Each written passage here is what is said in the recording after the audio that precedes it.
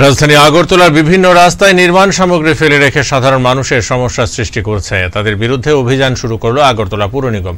দালানবাড়ি তৈরি করার নির্মাণ সামগ্রী, ইট, বালি, সিমেন্ট রাখা হচ্ছে রাস্তার উপর। এগুলির অবশেষে গড়িয়ে পড়ছে শহরের নিকাশি ড্রেনগুলোতে। আবার এ সকল সামগ্রীগুলি রাস্তার উপর রাখার ফলে সাধারণ মানুষের চলাফেরার ক্ষেত্রে চরম অসুবিধা হয়।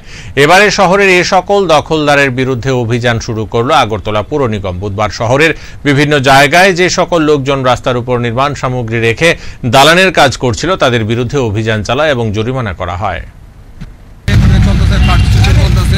আমরা জানি এমএলএর প্রভাব পড়তেছে, সমস্ত জায়গায় জল জমে, আপনারাও দেখছেন। প্রত্যেকটা দিন আমরা সারা আমাদের কর্মীরা যারা আছে, এমসি কর্মীরা রাত দিন করে সময় পাম্প চলতেছে, তারপরে জল আমরা নিষ্কাশন করতে হচ্ছে।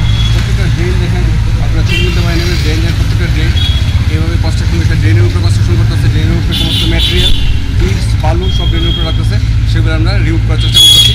আর এখানের মধ্যে আপনি যে ছবিটা দেখেন, ছবিটা দেখেন আপনি, এর ভিতরে পুরো ড্রেন দেখেন আপনি তুলে কমপ্লিট হয়েছে। এই কারণে আমরা আজকে সন্ধ্যায় দিয়েছি, আজকে না 3 দিন ধরে চলতেছে।